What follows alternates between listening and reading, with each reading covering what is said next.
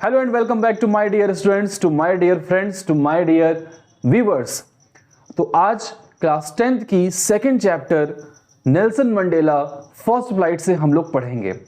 Nelson Mandela a long walk to freedom, ये chapter बहुत ही इंपॉर्टेंट चैप्टर है आपके क्लास 10th में, क्लास 10th का और आने वाले एग्जाम का। तो इस चैप्टर में क्या डिस्कशन है, आखिर ये चैप्टर क्यों इतना इंपॉर्टेंट है, ये हम डिस्कस करेंगे।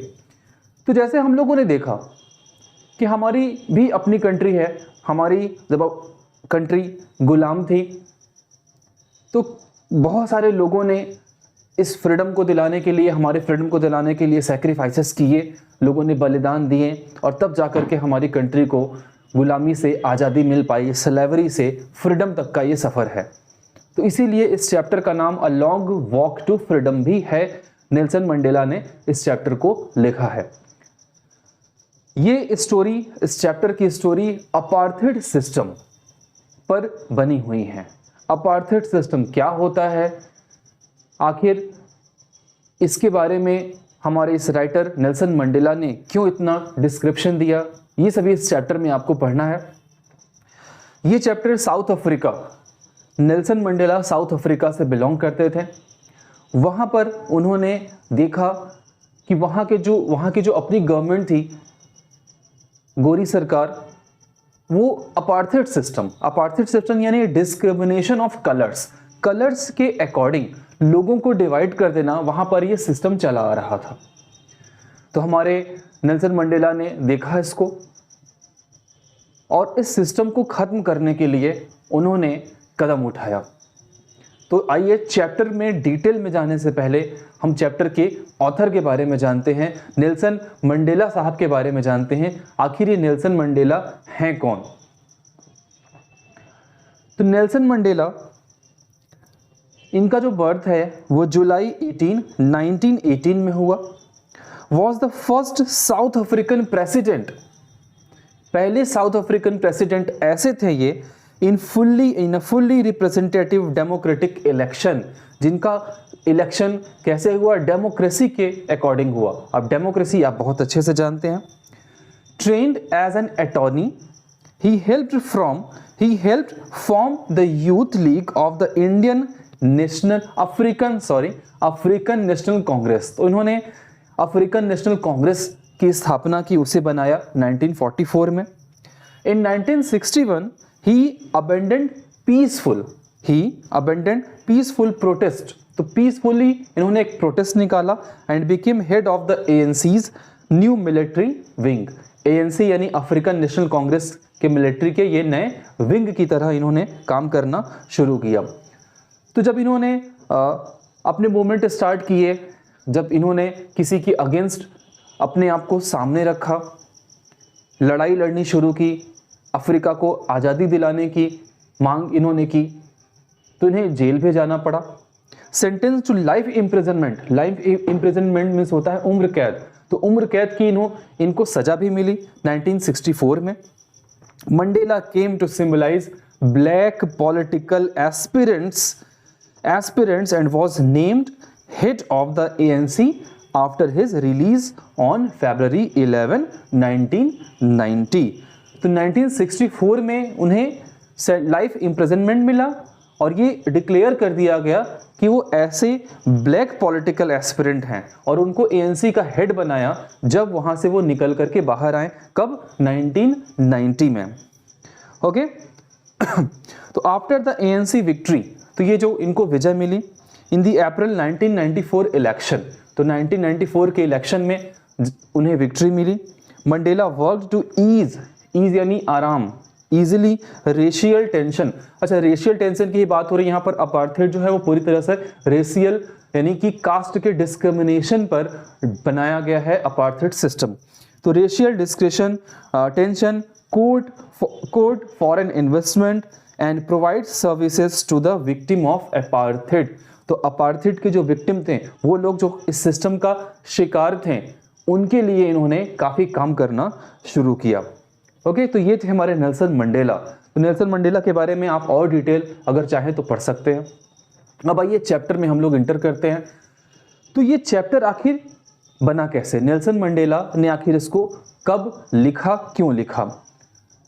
तो जब ये अपनी एक फुल्ली डेमोक्रेटिक कंट्री बना रहे हैं, जब इन्हें अपार्थाइड सिस्टम से आज़ादी मिल गई, तो इन्होंने प्रेटोरिया नाम की जगह पर, साउथ अमेरिका में प्रेटोरिया नाम की जगह पर एक मीटिंग रखी, एक असेंबली रखी, जहां पर पूरे वर्ल्ड के लीडर्स, रिप्रेजेंटेटिव प्रेजेंट थे। और वहां पर जैसे सोन किया जाता है, जैसे ओथ लिया जाता है, शपथ ली जाती है, तो सभी लोग वहां पर प्रेजेंट हैं, सभी लोग आए हुए हैं। वो काफ़ी खुश हैं लोगों को देख करके। उन्होंने सभी को काफ़ी धन्यवाद बोला कि एक ऐसा टाइम आया जहां वो व्यक्ति, अपने आप को उन्होंने बोला कि जहां वो व्यक्ति जो पहले कभी, यानी कि बिफोर फ्रीडम, लोग उन्हें भगा दिया करते थे, पुलिस उन्हें पकड़ लिया करती थी, तो वो दिन एक ऐसा दिन आया जब लोग, पुलिस वाले और बाकी कंट्री के जो रिप्रेजेंटेटिव हैं, उन्हें सल्यूट कर रहे हैं, उन्हें सलाम कर रहे हैं। और ये सब हुआ कैसे? एक छोटा सा बच्चा, एक पर्सन जो खुद अपार्थाइड सिस्टम का शिकार है, उसका विक्टिम है, उसने इतनी बड़ी फ्रीडम, इतनी बड़ी आज़ादी दुनिया के सामने कैसे रखी? इतना बड़ा ड्रीम उसने कैसे बनाया? तो ड्रीम बहुत ज़रूरी है, ड्रीम करना चाहिए, बड़े बड़े सपने देखने चाहिए और उसको पूरा करने के लिए अपनी पूरी जोर, अपना पूरा ताकत लगा देना चाहिए। तो आइए इस चैप्टर में हम चलते हैं। तो ये प्रेटोरिया नाम की जगह पर वो ओथ लेने जा रहे हैं। तो जब उन्होंने ओथ लिया, जब वो स्टेज पर आए, तो उन्होंने लोगों को क्या बोला, लोगों से क्या बात की? तो जो इंपॉर्टेंट डिस्कशंस हुए, जो इंपॉर्टेंट बात उन्होंने बताई, वो आज आपको मैं देने जा रहा हूँ। डिटेल चैप्टर अगर आपको पढ़ना है तो आप पढ़िए, बहुत सारी इंफॉर्मेशन और मिलेगी। लेकिन यहाँ, क्योंकि ये जैसा मैंने पहले ही बताया है, ये रिवीजन क्लास चल रही है, इसमें आपको सिर्फ उन पॉइंट्स पर डिस्कशन मिलेगा जो एग्जाम के पॉइंट ऑफ व्यू से इंपॉर्टेंट है। तो देखिए, पहली बात उन्होंने क्या बोली कि in life every man has twin obligation. पहला पॉइंट और पहला क्वेश्चन आपके एग्जाम का कि what are the twin obligations declared by Nelson Mandela. Nelson Mandela के अकॉर्डिंग वो दो ऑब्लिगेशन कौन से हैं? तो in life every man has twin obligation. Twin means दो। क्या दो ऑब्लिगेशंस हैं? Obligations to his family. तो उन्होंने उतने बड़े स्टेज पर पूरे वर्ल्ड के सामने दो बातें रखी कि दो ऑब्लिगेशंस, दो कर्तव्य बहुत ज़रूरी हैं। पहला जो कर्तव्य है, पहली जो ऑब्लिगेशन है, वो फैमिली को लेकर के है। Obligation to his family, to his parents, to his wife and children. तो पहला जो कर्तव्य है वो इनके लिए है। And he has an obligation to his people, his community and his country. तो पहला ऑब्लिगेशन अपनी फैमिली के लिए, दूसरा ऑब्लिगेशन अपने लोगों के लिए, अपनी सोसाइटी के लिए, अपनी कंट्री के लिए। ठीक है, ये दो ऑब्लिगेशन की बात उन्होंने की। फिर क्या कहा कि ना सिविल एंड ह्यूमन सोसाइटी, जहां एक ऐसी सोसाइटी जहां पर अच्छे लोग रहते हो, ह्यूमन रहते हो, जहां पर ह्यूमैनिटी बसती हो, ऐसी सोसाइटी में each man is able to fulfil those obligations. हर आदमी इन दो ऑब्लिगेशंस को फुलफिल करने के लिए बाध्य नहीं है। वो बड़े आराम से, वो चाहे तो इन दोनों ही ऑब्लिगेशंस को बड़े आराम से फुलफिल कर सकता है। Those obligations according to his own inclination and abilities. अपनी अपनी क्षमता के अकॉर्डिंग, अपने अपने इंक्लिनेशन के अकॉर्डिंग, अपने अपने डिजायर के अकॉर्डिंग, अपनी अपनी एबिलिटी के अकॉर्डिंग वो चाहे तो इन दोनों ही ऑब्लिगेशंस को साथ में लेकर चल सकता है, इन दोनों ही ऑब्लिगेशंस को पूरा कर सकता है। ये कोई बहुत बड़ा टास्क नहीं है अपनी फैमिली के लिए करना, अपने समाज में अपने लोगों के लिए करना। तो आप जितने भी ग्रेट पीपल की लिस्ट उठाएंगे, जितने भी बड़े लोगों के बारे में आप देखेंगे, तो उन लोगों ने इन दोनों के लिए कुछ ना कुछ किया है। भले ही वो एक बार कहीं अपनी फैमिली को लेकर के चूक जाते हैं, लेकिन उन्होंने सोसाइटी के लिए बहुत कुछ किया है, तभी आज हम इस जगह पर खड़े हैं। हम अपने सोल्जर्स को देखिए, सियाचिन के बॉर्डर की बात करिए, इतनी कम टेम्परेचर पर जिसकी हम कल्पना भी नहीं कर सकते, हमारे सोल्जर्स वहाँ खड़े हैं। तो वो कंट्री के भी ऑब्लिगेशंस को पूरा कर रहे हैं, अपने घर के भी ऑब्लिगेशंस को पूरा कर रहे हैं। तो इस तरह की पर्सनैलिटी डेवलप करने के लिए नेल्सन मंडेला ने कहा। But in a country like South Africa, लेकिन अब वो उस साउथ अफ्रीका की बात कर रहे हैं जो पहले गुलाम थी। In a country like South Africa it was almost impossible, it was almost यानी पहले की बात कर रहे हैं कि ये इम्पॉसिबल है, इम्पॉसिबल था किसी पर्सन के लिए ऑफ माई बर्थ, और खास करके नेल्सन मंडेला ने अपने आप को बोला my birth, that means black. तो जिस कास्ट में, जिस प्लेस पर उनका जन्म हुआ, ऐसे पर्सन के लिए इस दोनों ऑब्लिगेशन को पूरा कर पाना बहुत ही मुश्किल टास्क था। Of my birth and colour to fulfil both of those obligations. Okay, उन्होंने दूसरी क्या बात कही, दूसरी इंपॉर्टेंट बात उन्होंने कही कि I was not born with a hunger to be free. That means he was not born with a hunger to be free. I was born free, free in every way that I could know। तो ऐसा नहीं है कि वो बहुत परेशान थे, बहुत हंगरी थे, बहुत गरीब परिवार में थे, बट बस वो सिस्टम के सताए हुए थे। फ्री थे वो, अपने लिए तो फ्री थे, उनकी खुद की पर्सनैलिटी फ्री थी, उनकी खुद की लाइफ फ्री थी। लेकिन क्या कंट्री के सभी लोगों की लाइफ फ्री थी? उनका ये कहना है, इसलिए उन्होंने ये बात कही कि वो तो फ्री थे। एज एन इंडिविजुअल हम तो फ्री है ना, हम जो चाहे वो कर सकते हैं, जिस तरह चाहे वो कर सकते हैं, लेकिन ये जरूरी नहीं है कि जैसी हमारी लाइफ है वैसी सभी की लाइफ हो, हमारे सभी लोगों की लाइफ हो, ये जरूरी नहीं है। तो उन्होंने जब उसको देखा तब उसके लिए उन्होंने स्टेप्स उठाने शुरू किए। और क्या कहा कि as long as I obeyed my father and abided by the customs of my tribe. तो अगर वो अपने फादर्स की बात मानते रहते, as long as I obeyed my father abided by the custom of my tribe, तो इनके ट्राइब के जो रूल्स थे, जो कस्टम था, उसको अगर वो वैसे ही पूरी करते रहते, I was not troubled by the laws of man और गॉड। तो उन्होंने क्या कहा कि ना कोई गॉड का लॉ, ना कोई किसी पर्सन का लॉ, उन्हें किसी तरह से कोई परेशानियां नहीं थी। I was not troubled by the laws, कोई रूल्स उन्हें परेशान नहीं करता अगर वो अपनी फैमिली के सिस्टम के अकॉर्डिंग चलते रहते। यानी जैसे लोगों, जैसे उनके एंसेस्टर, जैसे उनके फोर फादर्स, जैसे उनके पूर्वज आए, उन्होंने अपना जीवन जिया और चले गए। हम आप भी वैसे ही, हमारा जन्म हुआ, हमने अपना काम किया और एक दिन हमारी डेथ हो जाएगी, हमें कोई जान नहीं पाएगा। लेकिन नेल्सन मंडेला, देखिए जब जब ये चैप्टर पढ़ा जाएगा, जब जब साउथ अफ्रीका के बारे में बात की जाएगी, हम उन्हें जान जाएंगे।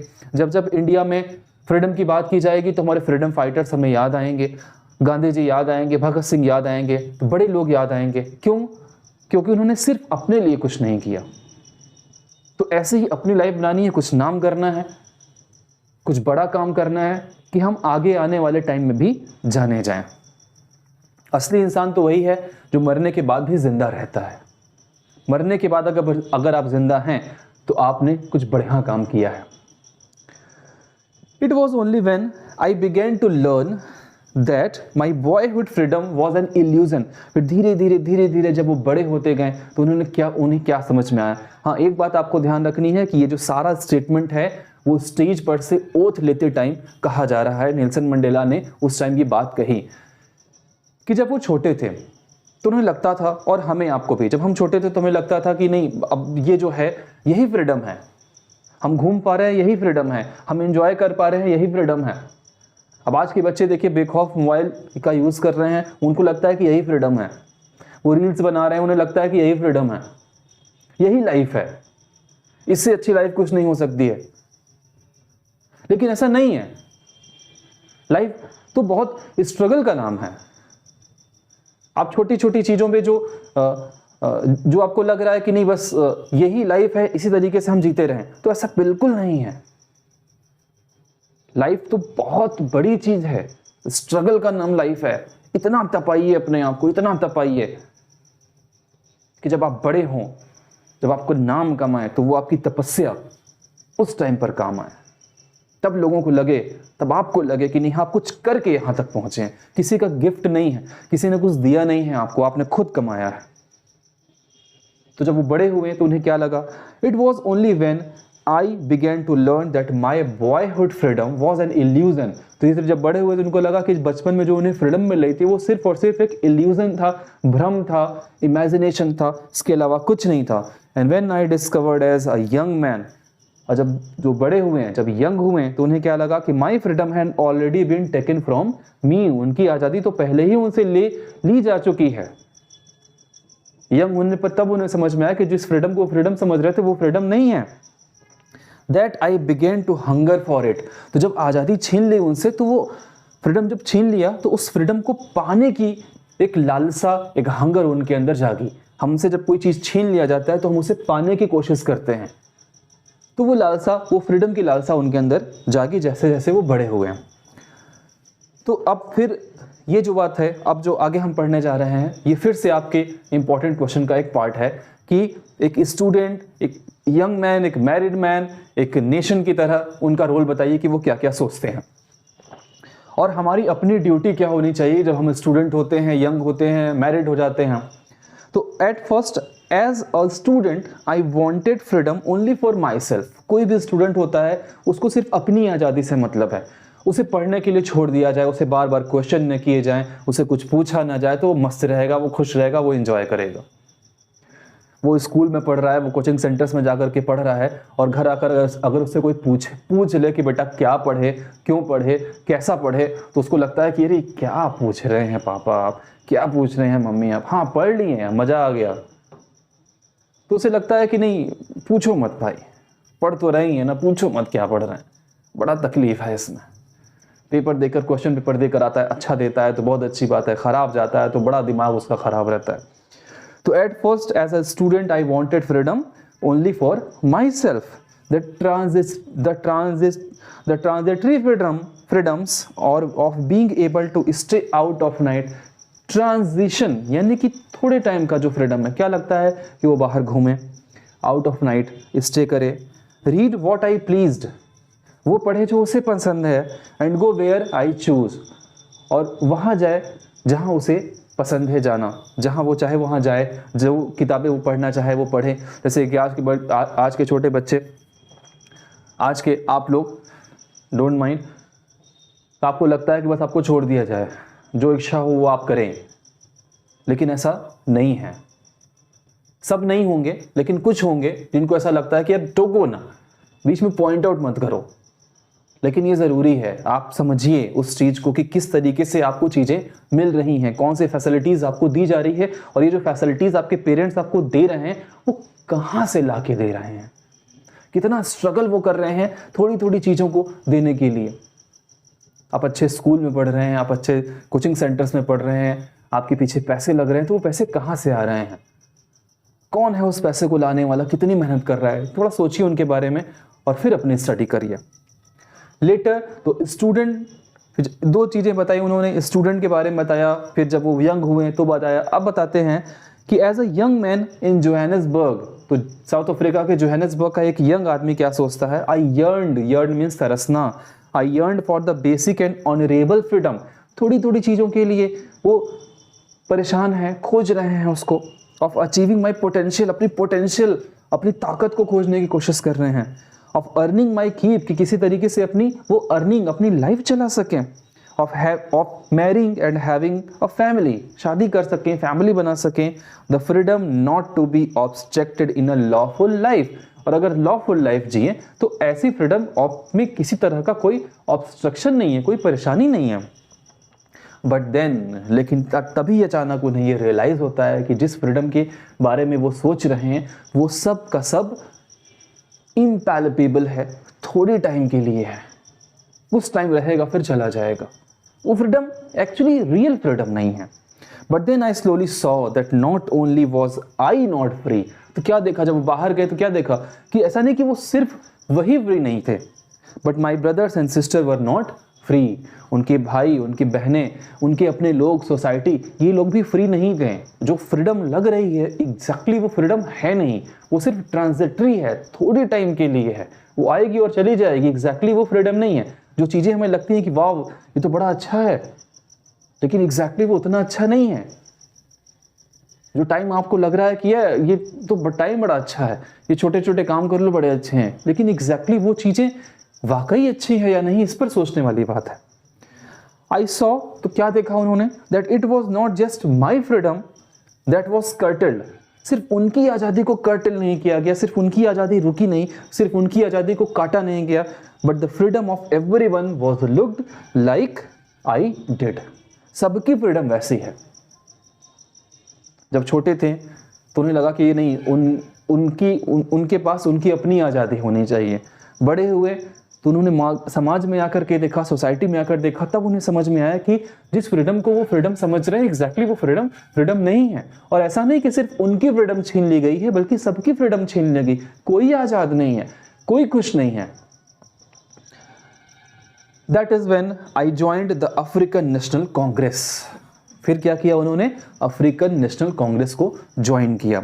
And that is when the hunger for my own freedom, इनकी खुद की आज़ादी की जो हंगर थी, जो भूख था, वो बड़ा हुआ। Became the greater hunger for the freedom of my people. अपने लोगों को आज़ाद कराने का हंगर जाग गया। एक छोटा सा बच्चा जब उसे लगता है कि नहीं, हाँ अब कंट्री आज़ाद होने वाली है, मैं भगत सिंह की बात कर रहा हूं। एक छोटा सा बच्चा 23 की एज में फांसी पर चढ़ जाता है, और किसके लिए? कंट्री को आज़ाद कराने के लिए। एक जोश था, एक जज्बा था उसके अंदर। उसने अपने बारे में नहीं सोचा, अपनी फैमिली के बारे में नहीं सोचा, अपनी कंट्री के बारे में सोचा, अपने सारे लोगों के बारे में सोचा। जब वो हंगर स्ट्राइक पे थे, भूख हड़ताल पे थे, तो उन्हें मारा जाता था, पीटा जाता था, बर्फ की सिल्ली पे लटा लटा के लोग मारते थे ब्रिटिश गवर्नमेंट, ब्रिटिश पुलिस। लेकिन उन्होंने अपना हंगर स्ट्राइक नहीं तोड़ा। तो कितनी सेक्रीफाइसेस के बाद ये फ्रीडम मिलते हैं। तो ये फ्रीडम सोच पाना बहुत बड़ी बात है। भगत सिंह तो एक काफ़ी अच्छे रिच फैमिली से बिलोंग करते थे, उन्हें कोई ज़रूरत नहीं थी इस आज़ादी की लड़ाई में कूद जाने की। पंडित जवाहरलाल नेहरू तो बहुत रिच फैमिली में बिलोंग करते थे, कोई ज़रूरत नहीं थी वहाँ आने की। गांधी जी तो अपनी लाइफ बड़े आराम से जी रहे थे, क्या ज़रूरत थी इस फ्रीडम के चक्कर में पढ़ने की। लेकिन अगर ये नहीं पढ़े होते तो आज हम कहाँ होते? कहीं और होते हैं, अभी भी ब्रिटिश गवर्नमेंट के कंट्रोल में होते। तो उन्होंने सोचा, सबके बारे में सोचा। तो उसी तरीके से नेल्सन मंडेला ने न सिर्फ अपनी फ्रीडम के बारे में सोचा, बल्कि पूरी सोसाइटी के, पूरी कंट्री की फ्रीडम के बारे में वो बात कर रहे हैं। It was this desire for the freedom of my people to live their lives. तो जो डिजायर उनके मन में आई कि उनके लोगों को उनकी डिग्निटी मिलनी चाहिए, to live their lives with dignity, पूरे रेपुटेशन, पूरे ऑनर के साथ, and self respect that animated my life. जब वो दूसरों के बारे में सोचते हैं कि उनकी डिग्निटी, उन्हें ऑनर मिलना चाहिए, तो ये सारी चीज़ें उनकी भी लाइफ को एनिमेट करती हैं, बढ़ाती हैं। And that transformed a frightened young man, एक डरा हुआ आदमी, एक सहमा हुआ आदमी, जब वो लोगों के बारे में सोचता है, जब उनके विचार, उनके बारे में विचार करता है, उनकी लाइफ के बारे में सोचता है, अपनी कंट्री के फ्यूचर के बारे में सोचता है, तो एक डरा सहमा सा आदमी कैसे देखिए चेंज हो जा रहा है into a bold one. A frightened man changed into a bold person that drove a law-abiding attorney to become a criminal. Law को मानने वाला एक पर्सन क्रिमिनल बन जा रहा है। क्रिमिनल यहाँ क्रिमिनल का सेंस वो क्रिमिनल नहीं है जो किसी की हत्या कर रहे हैं। लोगों की नज़र में तो वो क्रिमिनल बन गए। भगत सिंह को लोगों ने टेररिस्ट कह दिया।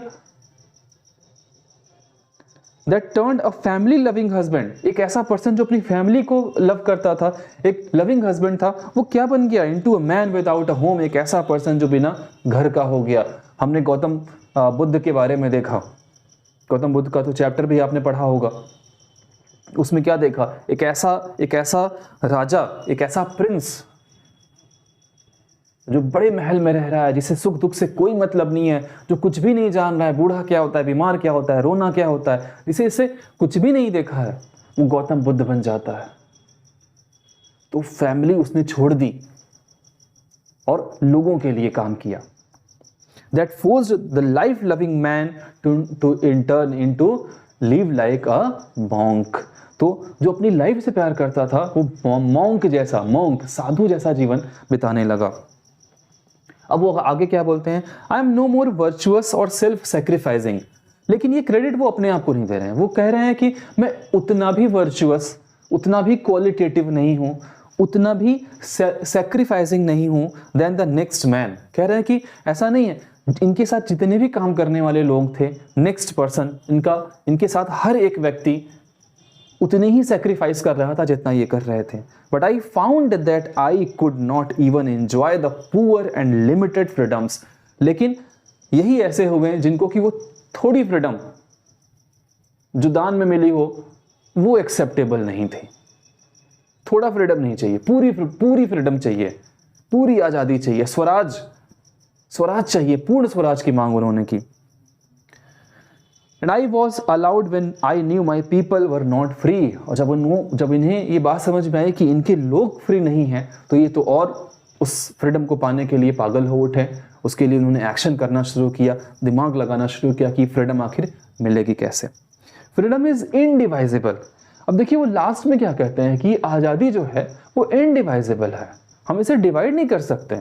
ऐसा नहीं कि जो रिच है, जो बड़े हैं, जो अपर कास्ट के हैं उनको ज़्यादा फ्रीडम मिलेगा, जो गरीब हैं, जो लोअर कास्ट के हैं उनको फ्रीडम नहीं मिलेगा। पहले होता था, पुराने टाइम में होता था, अभी नहीं है ऐसा। तो फ्रीडम इनडिवाइजेबल है, इसे हम डिवाइड नहीं कर सकते। पहले जो शेड्यूल्ड कास्ट के लोग हुआ करते थे उन्हें मंदिर में नहीं जाने देते थे, उन्हें बाहर रख देते थे। हमारे डॉक्टर भीमराव अंबेडकर की अगर आप लाइफ स्केच पढ़ेंगे तो आप पढ़ेंगे कि जब वो छोटे थे, जब वो बच्चे थे, तो उन्हें क्लासरूम में नहीं जाने दिया जाता था। वहां बैठे हुए बच्चों को लगता था क्लासरूम के अंदर आएंगे, सीट पे बैठेगा या लड़का तो सीट अपवित्र हो जाएगी, गंदी हो जाएगी। बड़े हुए, ऑफिस में काम करना शुरू किया तो उनके ऑफिस का पियून उन्हें पानी नहीं पूछता था, पानी देता तक नहीं था, फाइलें फेंक करके देता था। तो उनको तो ये आज़ादी नहीं मिली। लेकिन ऐसा आप सोचिए, क्या ऐसा होना चाहिए? क्या ये सही है? तो फ्रीडम क्या है? इनडिवाइजेबल है, सबके लिए बराबर है, आज़ादी पर सबका हक है। तो freedom is indivisible. The chains on any one of my people were the chains on all of them. यानी कि इस फ्रीडम का जो चेन है वो किसी एक पर नहीं, सब पर वैसा ही है। The chains on all of my people were the chains on me। और वो फ्रीडम या वो चेन या वो गुलामी जो इनके दूसरे लोगों में है, वही गुलामी का चैन, बंधन इनके पैरों में भी बंधा हुआ है, जिसे वो तोड़ करके आगे निकल जाना चाहते हैं। फिर क्या कहते हैं वो? I knew that oppressors must be liberated just as surely as the oppressed। ये बड़ा इंपॉर्टेंट पॉइंट है इन्होंने। ऑपरेसर्स यानी वो पर्सन जो किसी को सता रहा है, जो किसी को परेशान कर रहा है, मस्ट बी लिबरेटेड, उसे भी लिबरल होना चाहिए, just as surely as the oppressed, उसी की तरह जैसे कि कोई ऑपरेस्ड पर्सन है, यानी जिसके ऊपर जुल्म किया गया है। यानी दोनों को बराबर बिहेव करना चाहिए। अ मैन हु टेक्स, ये बड़ा इंपॉर्टेंट पॉइंट, इससे आपको बहुत कुछ सीखने को मिलेगा। A man who takes away another man's freedom, वो आदमी जो किसी दूसरे आदमी की आज़ादी छीन ले रहा है।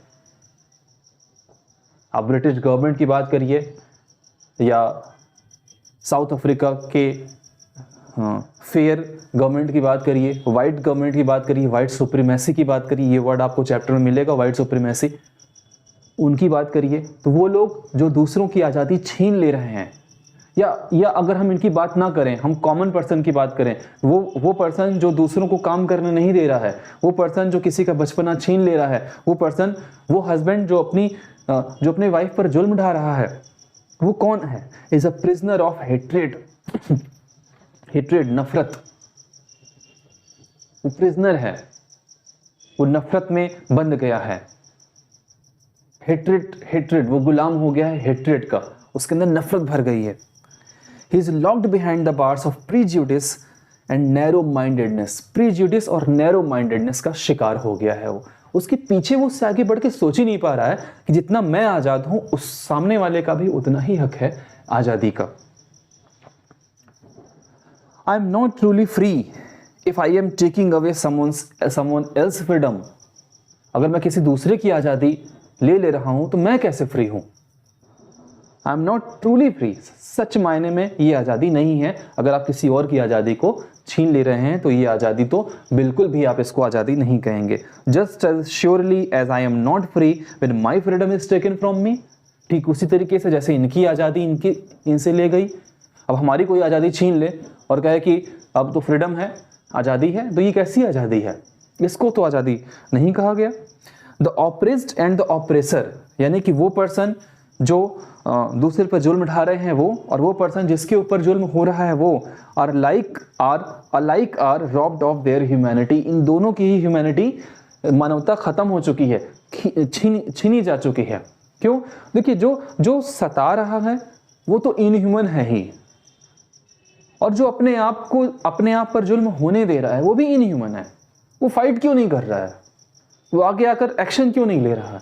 वो लड़ क्यों नहीं रहा है अपनी आजादी के लिए? वो चुपचाप जुर्म क्यों सह रहा है? तो मंडेला ने इन दोनों को ही आरोपी बताया। तो इन दोनों के ही बारे में बात कही उन्होंने कि दोनों ही ब्लेम्ड हैं, दोनों की ही जो ह्यूमैनिटी है वो रॉब्ड हो चुकी है।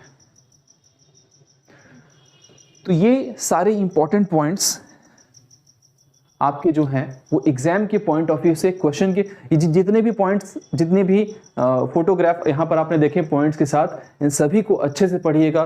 लगभग सारे क्वेश्चन इन्हीं पॉइंट्स पर बने हुए हैं। और ये चैप्टर पूरा मैं तो कहूँगा कि आप पढ़ लीजिए। ये इंपॉर्टेंट पॉइंट्स तो पढ़िए ही पढ़िए, चैप्टर पूरा भी पढ़िए। बहुत मज़ा आएगा इस चैप्टर को पढ़ने में आपको। बहुत अच्छा चैप्टर है, बहुत कुछ सीखने को मिलेगा। क्वेश्चन आंसर इसके सॉल्व करिएगा। और इसके में कोई क्वेश्चन आंसर आपको मैं कोई क्वेश्चन नहीं दूंगा, क्योंकि इस चैप्टर में जितने भी क्वेश्चन हैं सभी इंपॉर्टेंट हैं। कोई इंपॉर्टेंट क्वेश्चन इस वीडियो पर मैं आपको नहीं देने वाला हूं। अब आप कहेंगे तो सर तो डायरेक्टली बोल दे रहे हैं। हाँ, डायरेक्टली बोल रहा हूं, क्योंकि इस चैप्टर के ही क्वेश्चन सारे इंपॉर्टेंट क्वेश्चन, ये पूरा का पूरा चैप्टर इंपॉर्टेंट है। आप अच्छे से पढ़ लेंगे तो कोई भी क्वेश्चन कहीं से भी आएगा, आप उसको एकदम बिना किसी परेशानी के सॉल्व कर देंगे। लेकिन हाँ, कमेंट में जरूर आप मुझे बताएंगे कि आपने इस चैप्टर से क्या सीखा है। लिखिए, पिछला वीडियो देखिए फर्स्ट चैप्टर का, उसमें कमेंट करिए। उसमें आपने कमेंट नहीं किया, उसमें आपने लिख के बताया नहीं, उसमें तो मैंने क्वेश्चन भी दिया था, किसी ने आंसर नहीं भेजा। आप उसको लिखिए। इस चैप्टर का इंपॉर्टेंट पॉइंट आपको क्या अच्छा लगा, क्या सीखने को मिला, उसको लिखिए। अपने फ्रेंड्स को शेयर कीजिए, क्योंकि ये चैप्टर इंपॉर्टेंट है। तो अपने फ्रेंड्स को आप जरूर शेयर कीजिए जिसने अभी तक इस चैप्टर को पढ़ा नहीं है। तो उसको भेजिए, उसको समझ में आएगा इस चैप्टर कितना इंपॉर्टेंट है और क्या क्या चीजें सीखने को मिलेंगी। और अगर पहली बार इसको देख रहे हैं तो आपको पता है क्या करना है, मैं नहीं बताऊंगा। वो करिए जिससे कि दूसरी बार जब मैं थर्ड चैप्टर का वीडियो बनाऊं तो उसका नोटिफिकेशन आपके पास पहले पहुंच जाए। अब आपको पता है, आप चालाक हैं, आपको पता है क्या करना है, उसके लिए मैं बात नहीं करूंगा। और हाँ, पोएम्स की वीडियो प्लेलिस्ट में जा करके, जब आप चैनल पे जाएंगे तो प्लेलिस्ट मिलेगी। प्लेलिस्ट में जाएंगे तो आप क्लास 10th के पोएम्स हैं, वहाँ पर आप उन पोएम्स को देख लीजिए। पोएम की सारी वीडियो बनी हुई है। एक दो पोएम छूट गया है तो मैं उसे बना दूंगा। और अच्छा लगा है तो लाइक ज़रूर करिएगा। मैं मिलता हूँ आपसे बहुत ही जल्द नेक्स्ट चैप्टर में। तब तक के लिए जय हिंद, जय भारत।